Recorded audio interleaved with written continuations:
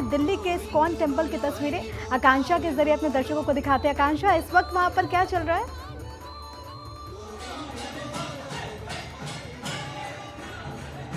बिल्कुल प्रिया, सीधा तस्वीरें मैं आपको यहाँ से दिखा देती हूँ।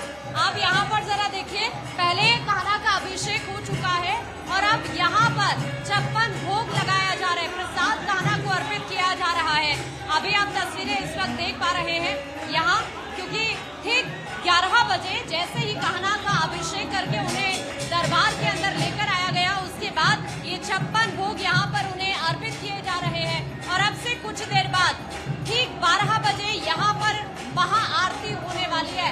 आप जरा पूरे दरबार को अगर आप देखेंगे प्रिया, तो हर हाथ आज उठा हुआ है कान्हा के दीदार के लिए, और पूरा का पूरा ये जो प्रांगण है वो कान्हा के जयकारों से, कान्हा के गीतों से हर कोई थिरक रहा है इस धुन पर, जो हर किसी के कानों में आज गूंज रही है। यही वो पल है जिसे हर कोई अपने फोन में कैप्चर करना चाहता है। जो लोग कान्हा की नगरी यानी मथुरा तक नहीं पहुंच पाए हैं, वो अलग अलग जगहों पर पूरे दिल्ली एनसीआर से ऐसी तस्वीरें, न सिर्फ दिल्ली एनसीआर से, देश भर से हर एक इस्कॉन मंदिर से ऐसी तस्वीरें आप देखिए कैसे यहाँ पर हरे कृष्णा हरे रामा, अभी भी वही धुन सभी के कानों में गूंजती हुई और सभी के हाथ उठे हुए हैं कान्हा के दीदार के लिए। हर कोई अपनी अपनी अर्जी लेकर इस वक्त कान्हा के दरबार में नतमस्तक है। हर कोई उनके आगे शीश नवा रहा है और हर कोई यही इंतजार कर रहा है कि ठीक अब से आधे घंटे बाद जब महाआरती यहाँ पर होगी तो हर कोई उसका भी साक्षी बनना चाहता है। हालांकि अभी कुछ देर के लिए यहाँ पर जो आम श्रद्धालु हैं उनकी एंट्री जरूर रोक दी गई है, क्योंकि अभी यहाँ पर 56 भोग अर्पित किए जा रहे हैं कान्हा को। जो तस्वीरें हम दर्शकों को दिखा रहे हैं, ये तस्वीरें उन सभी लोगों के लिए बेहद ही खास है जो आज इस मौके पर किसी भी रीजन की वजह से मंदिर नहीं जा पाए हैं। तो भारत 24 अपने तमाम दर्शकों को घर बैठे कान्हा के दर्शन करा रहा है। यही तो वो वक्त होता है प्रिया, जिसका आपको भी बेसब्री के साथ इंतजार होगा। भले ही देखिए, बहुत सारे ऐसे लोग हैं जिनका फास्ट नहीं है, बहुत सारे वो भी लोग हैं जिनका व्रत है, लेकिन भरी गर्मी के बीच ना किसी को भूख लग रही है, ना किसी को प्यास लग रही है। और आकांक्षा, आप भी सौभाग्यशाली हैं क्योंकि आपने भी व्रत रखा है और इस पावन मौके पर आप भी वहाँ पर इस्कॉन टेम्पल पर मौजूद हैं। हरे कृष्णा हरे रामा की गूंज इस वक्त सुनाई दे रही है। भगवान विष्णु के दोनों अवतार, एक ये सिखाता है कि मर्यादा में रहना कैसे है, दूसरा ये सिखाता है कि मर्यादा में रखना कैसे है। मैं लौट रही हूँ, अलग अलग जगहों से हमारे साथ हमारे सहयोगी तमाम मौजूद हैं। पलक प्रकाश मथुरा से, सत्य प्रकाश सोनी इस वक्त मुंबई से हमारे सहयोगी मौजूद है, थानेश्वर शर्मा चंडीगढ़ से, आकांक्षा दिल्ली की तस्वीर आपको दिखा भी रही थी, अक्षर राय दिल्ली से हमारे साथ हमारे सहयोगी मौजूद है, अस्मित सिन्हा मौजूद है पटना से, अखिलेश सोलंकी भोपाल से, धनंजय रांची से, इसके अलावा आशुतोष हमारे साथ हमारे सहयोगी लखनऊ से जुड़ेंगे एक बार फिर से। लेकिन अब आपको पलक के पास ले चलते हैं, मथुरा से हमारी सहयोगी मौजूद हैं। और पलक, जैसे कि आपने बताया कि 11 बजे से ही ये जो उत्सव है उसकी शुरुआत वहां पर देखने को मिल रही है, वहां पर तमाम जो व्यवस्थाएं हैं वो इसको लेकर के देखने को मिली। अभी वहां पर क्या चल रहा है और जब कान्हा का प्राकट्य होगा तो विशेष क्या कुछ होगा वहां पर?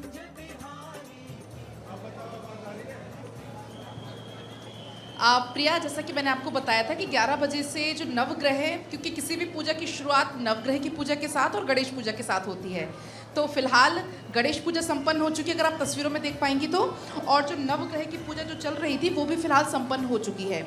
और अब वहाँ पर आप देखेंगे तस्वीरों में कि अभिषेक की तैयारी चल रही है।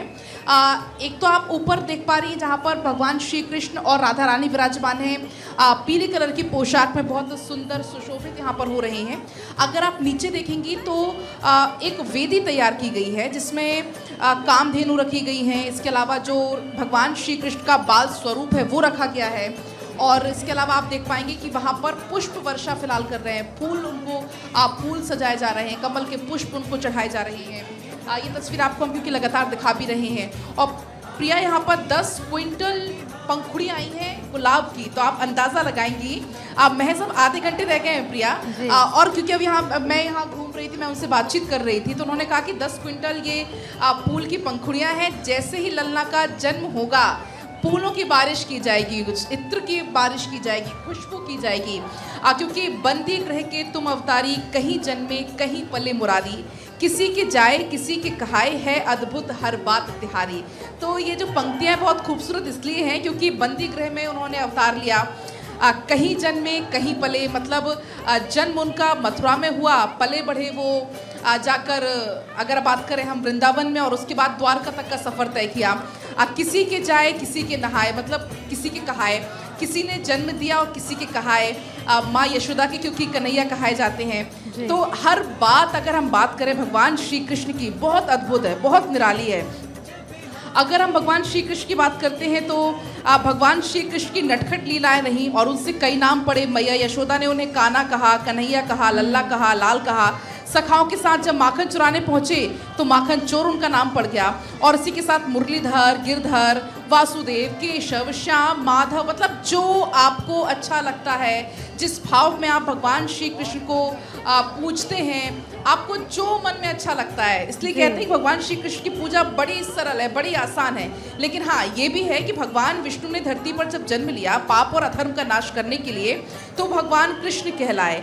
भगवान श्री कृष्ण ने अपने जन्म लिया, जन्म से लेकर जीवन के हर पड़ाव पर काफी चमत्कार किए। क्योंकि प्रिया तो आपने भी कई ऐसे भगवान श्री कृष्ण के किस्से सुने होंगे कोई जीवन माँ से जुड़े। अपने बच्चे में कान्हा को ढूंढती है, कोई प्रेमिका अपने साथी में कृष्ण को ढूंढती है। मैं लौट रही हूँ आपके पास, एक बार चंडीगढ़ का रुख कर लेते। थानेश्वर हमारे साथ हमारे सहयोगी मौजूद हैं। और थानेश्वर, आज का दिन तो इस लिहाज से भी खास है क्योंकि आज वही संयोग बना है, वो दुर्लभ संयोग जिसका जिक्र हम बारंबार कर रहे हैं, जो द्वापर युग में हुआ था जब प्रभु धरती पर प्रकट हुए थे।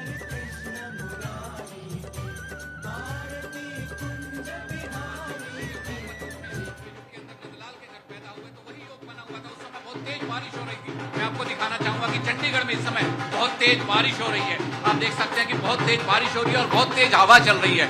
और वही संयोग बन रहा है जिस समय भगवान श्री कृष्ण पैदा हुए थे और बहुत तेज बारिश हो गई थी और सब सो गए थे यहाँ, लेकिन भगवान श्री कृष्ण को पैदा होना देखना चाहते हैं, इसलिए लोग बारिश में भी उनका इंतजार कर रहे हैं कि कैसे 12 बजेगी और कैसे अपने कान्हा का दीदार करेंगे। आप देख सकते हैं कि बारिश हुई है, लेकिन बारिश में भी लोग अपने लल्ला का इंतजार करने के लिए बैठे हैं। और दूसरी तरफ मैं आपको दिखाना चाहूंगा कि जिस तरीके घर में किसी बच्चे का कोई बच्चा पैदा होता है तो ढोल बजता है, तो ढोल की आप देख सकते हैं कि ढोल की थाप पर सब अपने अपने कान्हा को रिझाने में लगे हुए हैं। सामने देखिए, जिस जगह भगवान श्री कृष्ण को पैदा होना है, जहां भगवान का अभिषेक किया जाएगा, वहां पर्दा लगाकर बंद कर दिया गया है और ठीक 12 बजे उस पर्दे को हटाया जाएगा और भगवान श्री कृष्ण पैदा होंगे। भगवान श्री कृष्ण को पहले पोथड़े के अंदर लपेटा जाएगा और बाद में उन्हें पंचामृत से स्नान कराया जाएगा और बाद में उन्हें फूलों में रखा जाएगा और उसके बाद महाआरती करके श्रृंगार आरती होगी। उसके बाद जो उनके भगत है वो उनका दीदार कर पाएंगे। ये पोथड़ा जो होगा जिसमें भगवान श्री कृष्ण पैदा होते ही जिसके अंदर कपड़े के अंदर लपेटे जाएंगे, उसके छोटे छोटे पीस करके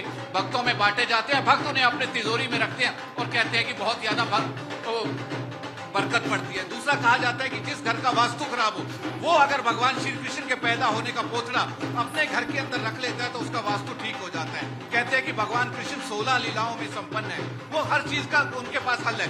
ऐसे में भगवान श्री कृष्ण की जो जिस रूप में पूजता है, भगवान श्री कृष्ण उसे उसी रूप में दर्शन देते हैं। आप देख सकते हैं कि यहाँ बच्चे भी हैं, बूढ़े भी हैं, बुजुर्ग भी हैं, सारे के सारे भगवान श्री कृष्ण को अपने कान्हा को अपनी नजरों में बसाना चाहते हैं। आप देख सकते हैं कि ढोल बज रहा है। जिस तरीके भगवान श्री कृष्ण के द्वापर युग में आने का इंतजार हो रहा था, उसी तरीके भक्त यहाँ अपने कन्हैया का इंतजार कर रहे हैं। ठीक 12 बजे ये जो इधर कपड़ा आप देख रहे हैं कि पर्दा लाल रंग के पर्दे से ढका हुआ है, ये दरवाजा, ये पर्दा हटा दिया जाएगा और यहाँ भगवान श्री कृष्ण का श्रृंगार किया जाएगा।